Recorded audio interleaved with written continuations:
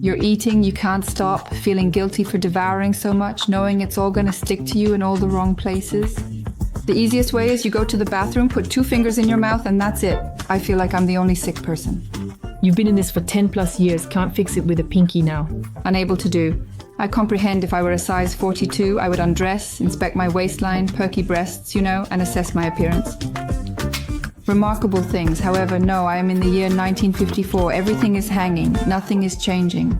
Over the year, I lost about 20 kilograms there, so it was really obvious from the clothes. Extra weight is a way for your body to adapt, The issue lies in your weight. That individual is neither your mother nor your father. You're the one doing it. You'll adapt to it. In general, I allow myself to try everything in life. You're all good. You're normal.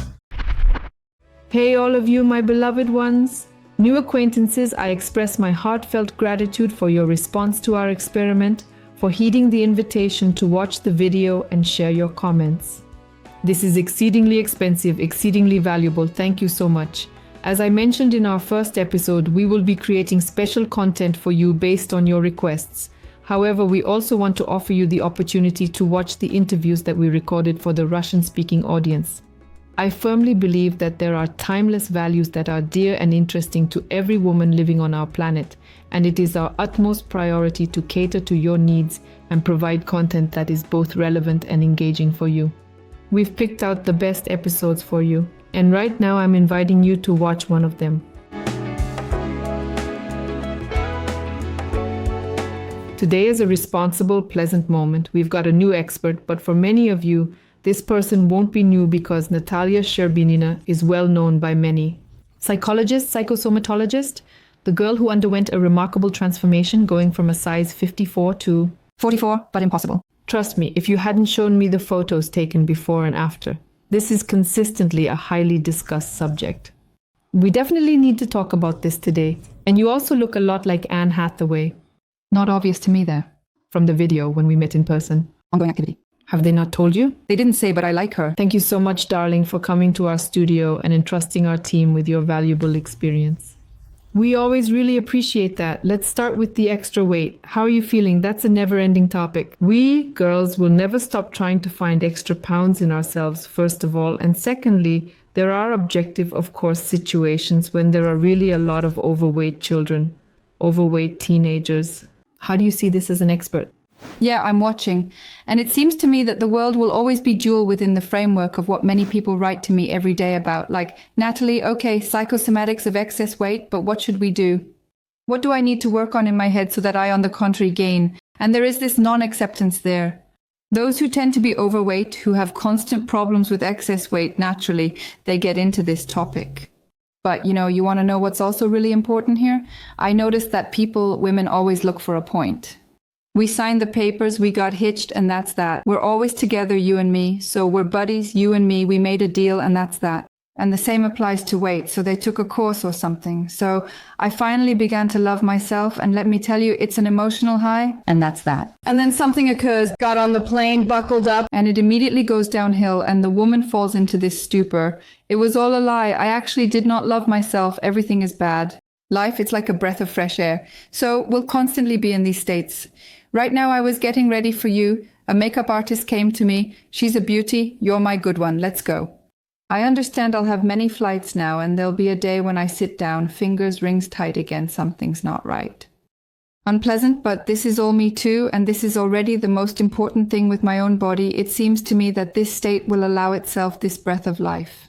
There's some toxic positivity going on. I'm always happy. Everything is always good. Well, of course, it's always a lie, of course. Do people believe this? Well, don't believe it.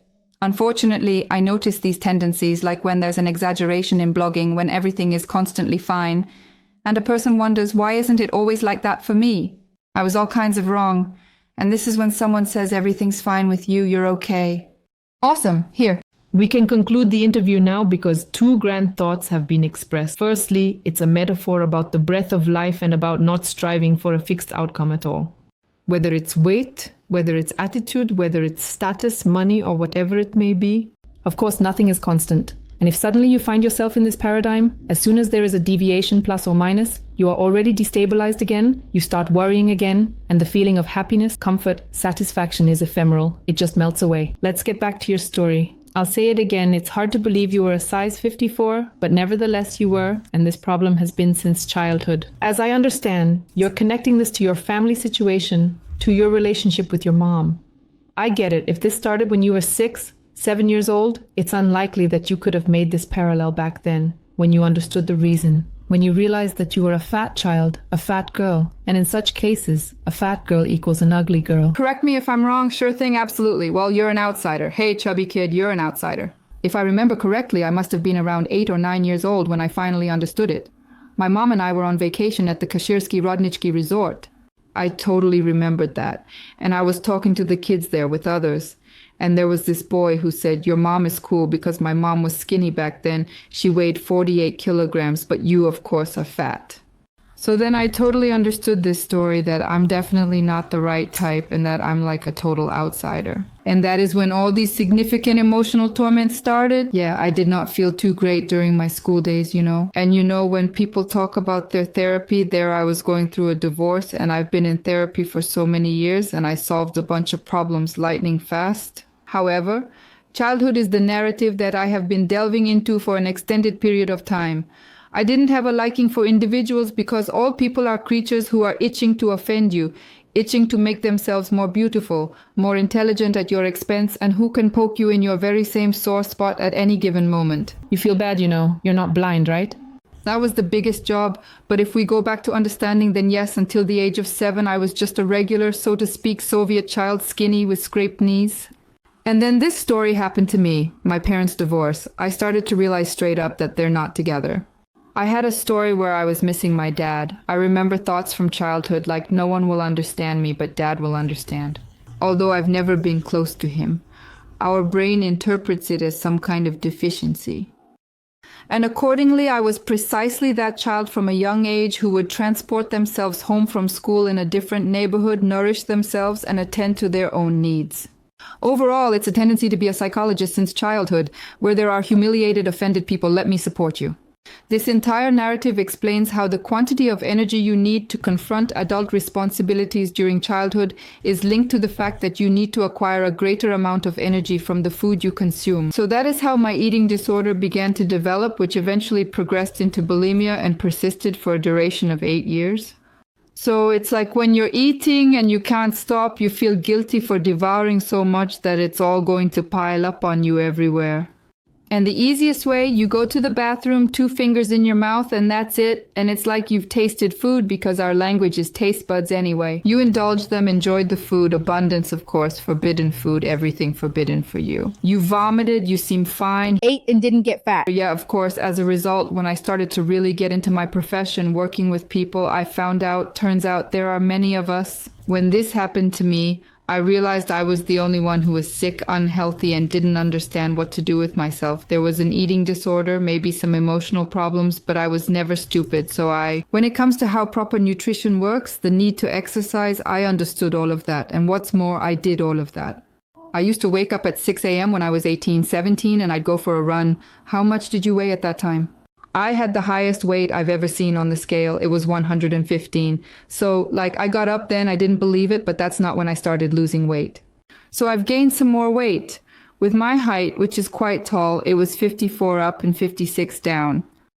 So I would get up, I would run. Name any dumb diet like the one where you eat a whole pack of broccoli a day, a carrot a day, and a chocolate bar a day. I have tried everything. I completely messed up my entire digestive system, and then it took me approximately 10 years to restore everything back to its original state. This is both homeopathy and traditional medicine, visceral massage, in other words, everything to fully restore this system. But yes, all of this is in my medical history, and all of this actually helped me in losing weight. In a year, I lost about 20 kilos, so it was really noticeable in my clothes when I pulled out my winter jacket from last year, and wow, it was quite a sight. But the frustrating part was that I was still weighing in at 95 kilos, which was disappointing. Is it a lot for sure, right? Yeah, that's a size 50 clothing. I'm probably like a 20 or 19 in there, and nothing works. So everything was fine with my brain. That's why I tried all of this, like the more workouts, the fewer calories. More calories, but fewer workouts. Maybe I have some training in front of her. Perhaps remove carbs. Perhaps add them. It wasn't just dumb diets. There were smart ones too. And nothing worked. This is even more depressing than it was when I was just growing up. I had this extra weight, all my tears when you're washing in the bathroom, looking at your body and like, oh my God, why? Why me? I saw myself in the mirror and I realized it wasn't right. People still complimented me on weight loss, but it didn't matter. And I felt like I was on cloud 9. Yet when I went to my friend's wedding and these photos came from the side, I'm like, this isn't me at all. Although naturally I felt more at ease because I switched out of my baggy attire. I already had, a tight-knit turtleneck, like a cutout, a short spike, curls, which added to my sense of style and confidence. But I'm like, oh my God, no, that's not me, that's not me. It didn't work when nothing, and I also have brains, as it was said, that's it. I told myself, okay, I give myself a year to try. I'm not even scolding myself. I am well disposed towards myself. I try for a year. I mixed up workouts, diets, nothing. And at that moment, I realized I have 2 simple vectors. One vector I'm settling for, size 50, not bad either. And back then I went through a full checkup there. I remember it was free at the polyclinic. They also told me overall everything was not bad. And the second solution is that in the current diet system, there is some sort of loophole. There is something that remains unfinished. And I'm going to be that person who wholeheartedly starts believing in it because there's no other way out. And I realized that I will choose to wholeheartedly believe that there is something else. Here, life tested me. Psychology relies on the BS. You say it's challenging. How did you find time for this? Because what you're describing, I'll give myself a year to try. I know from personal experience, from the stories of our girls and from the audience, that when you're really focused on your health, your figure, and losing weight, it takes up a huge amount of time. When to study, when to work, when to build relationships there. So if I understand correctly, for a while it was absolutely your top priority project. You were like your own research center. So I then realized this important thing. You're talking about time wasted. I understand it's more about energy than time.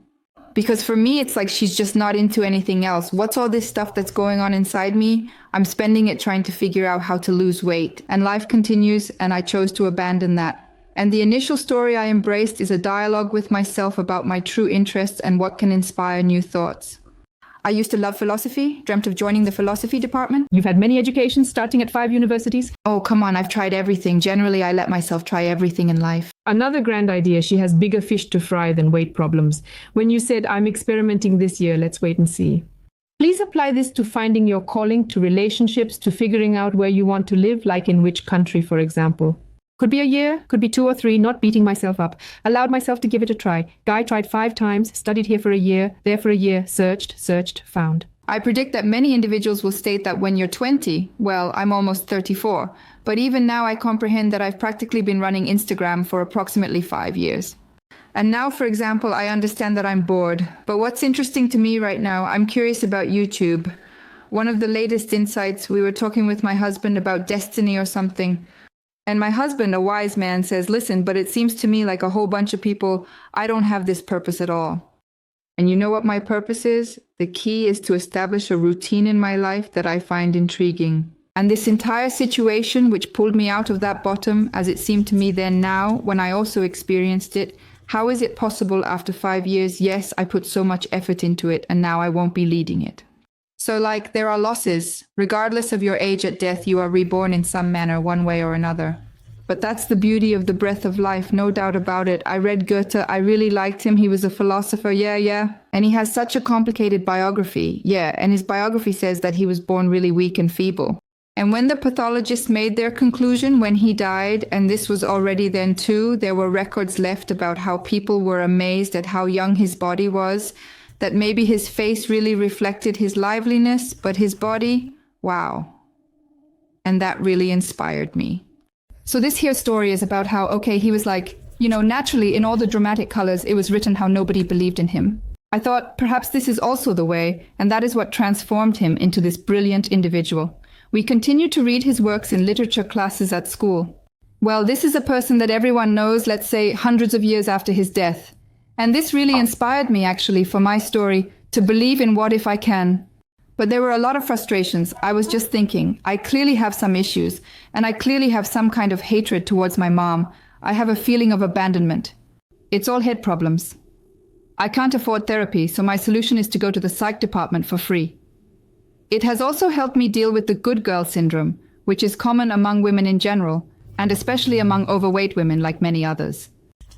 What's this? Be convenient to please everyone, do what they ask because you're already kind of unconventional. Don't annoy them with your infamous character and boundaries. In essence, you receive affection of any type, even in small amounts, solely due to your convenience. Convenient, good, predictable. Yep, and so this research began, researching me. Basically, to what I ultimately came to, I came more through philosophy. Rather than even through psychology, a number of these techniques this is more like the philosophy of life that started with Goethe, the famous German writer.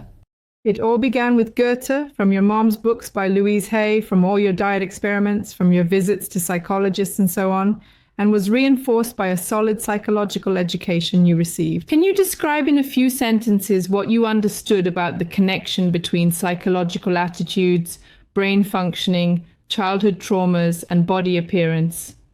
Enough already to hear that extra weight is just a mechanism of adaptation, you know? Where does this adaptation begin?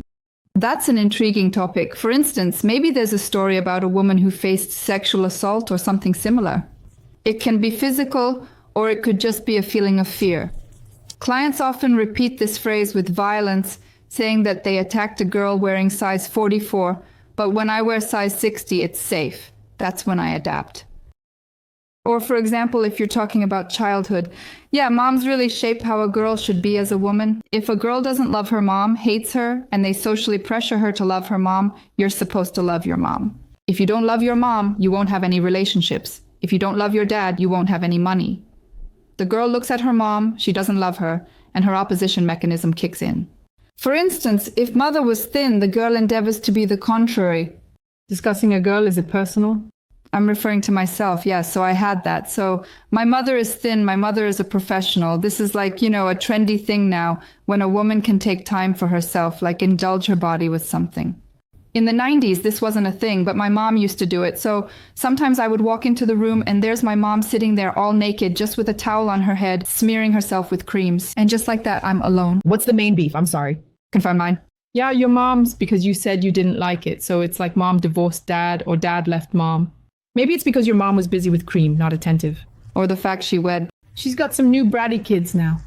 Now, upon reflection, I come to the realization that my mother was, in fact, conducting herself in a manner befitting a woman who possesses self-love, self-care, and self-honesty. But is that my mother's problem? No, not really. She is just an ordinary, normal woman. Classic plot, early marriage, divorce, creating a new family. Did she not win? No. Did she not call you bad names? Nope. Did she say you're an unsuccessful daughter from a failed marriage? No way, never in my life. No way, never in my life. So this wasn't a thing, but I created this plot. Did you figure it out yourself? Sure thing. And when I was explaining to myself, of course, that I'm not loved, my mom doesn't love me, she has some other family, my dad doesn't love me, he has another family, my friends don't love me, nobody loves me. And of course, this is not just my case. A huge number of women, like in my case, it was including overeating, including completely unconscious mechanisms. How unconscious? Anyway, our thinking stupidly affects our biochemistry. So it's not like magic or anything, it's just how I saw the world and myself in it, which naturally affected my cortisol levels, messing with my adrenal glands. Even if I consumed a super healthy diet, this weight would probably remain unchanged. Furthermore, this problem belongs to me. The first place we enter, that's you. You're the one doing it. You'll adapt to it. What are you adapting to? Let's take a look at this. Your weight is your problem. That is not your mom nor your dad. This is like your reaction to them. It's crucial to address this issue and find a solution. That is your perspective, your unique adaptation of it. Yeah, your reaction to reality and how you want to benefit from it. But you know what the interesting thing is here? Because as I reckon, most folks are already used to this way of thinking. But there are also stories, that are very close to esotericism when you have a person in therapy and we delve into the story that simply seems to her, she is very afraid to say it out loud because she is ashamed that I will look at her differently. But hypothetically, in the past life, I was a skinny, beautiful witch and I was burned at the stake for it. Psychology does not deal with worldviews. It deals with how things really are. If it is in your head, it is true. Do you believe in past lives? Okay, we're heading there and we're there closing this problem, somehow unpacking this story. Is there someone who will say that I just have a messed up diet and an unbalanced schedule for sleep, rest, work, and so on? That's the problem. Then we believe in it and solve it. Am I right? Yep, with this person, we go the path that feels comfortable to go, but he still has to come to this formulation. The whole problem is in my diet. Why do you eat in that manner? Because I am unable to keep up. And why can't you keep up? Well, because I need to be good in that area. Usually we encounter another issue not related to additional weight, as weight is already a result. So does this mean that if I have a setup like this, or I don't want to be like a skinny mom, or I was scared of possible violence, or there was sexual violence and my body adapted in such a way, now I will become unattractive, let's say? Have you actually seen cases where people ate a well-balanced diet, counted their proteins, fats, carbohydrates according to all these tables, and still ended up being very overweight? Of course, listen, there might be encapsulated such a problem, and also imagine a person with a logical personality type, everything is logical for him. And he comes and says, I have so much protein, so much fat, so many carbohydrates, here's my full analysis on biochemistry, thyroid, here's my ultrasound, everything is perfect for me.